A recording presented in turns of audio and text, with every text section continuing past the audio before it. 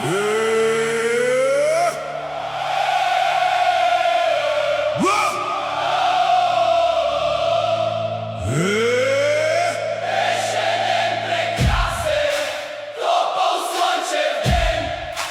лятото изваян, от сутринта роден. в тролей седмица клатех се ритмично, когато ми се случи нещо нетипично. Забравих си посоката, забравих и часа, щото в миг едничък блокира ми умът.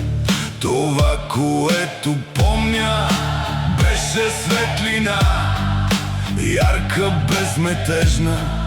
Качи се гордо тя, закрачи грациозно, отмина без да спира и не иде по-напреде.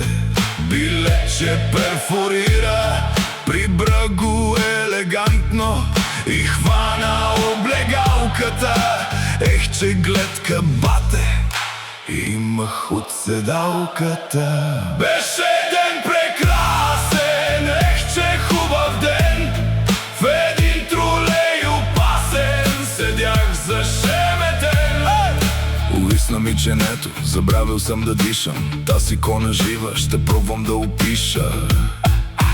Дънките без маркови, като втора кожа, така са я обгърнали, че по-добре не може. Кадриците и меки, на цвят са млечно руси, докоснали ги само, едва ли ще ги пусна. Крачетата и дълги, перфектни с форми точни, пробуждат мене мисли грешни и порочни. В седалката се впива ален маникюр, в мене пит го виждам, когато съм на тюр. Представям си чертите и устните и меки, очите как ме гледат, усмихват ми се леко. Унесени в блянове, мечтите ми препускат и даже не усещам как спирката изпускам. Ех, какво се случва в градския транспорт? Не за изпускане, цял калейдоскоп. На край света отивам, днеска със седмицата не мога да изпусна таз гледка от корицата. За нея гол в банята със сигурност бих влязал и тялото си смет изцяло бих намазал.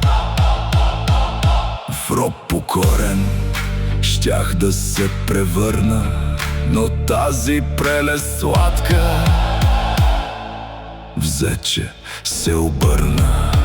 Беше ден прекрасен, ех, че хубав ден. В един тролей опасен седях зашеметен. Ех, какво се случва в градския транспорт? Не за изпускане, цял калейдоскоп.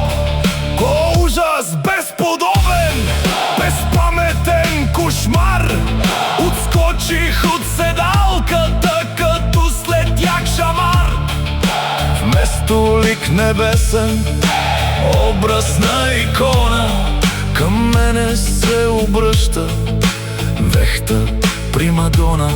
Гравирано с бръчки и свежди сиви груби, това природно чудо, аха, да ме погуби. Очите ми скочиха, едва не се разплаках, когато ми намигнаха два рунтави мустака. Къде отиде кетката, онази самодива? Малекът си спомня, тръпки ме побиват.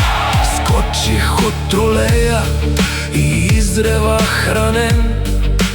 Тази баба колко беше взела в плен. Беше омагьосала, а после ужасила.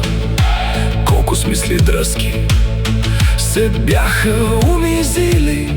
Каква е таз природа, таз вечна ратайкиня, на баба да предложи той тяло на богиня. Бе, какви тролеи в града ми обикалят, примамват те злодеите да се качиш наивно, а после те завъртат, мислите подпалват, накрая да ходиш като жилен. Тролей седмица, вонзи слънчев ден, няма да забравя и той ще помни мен.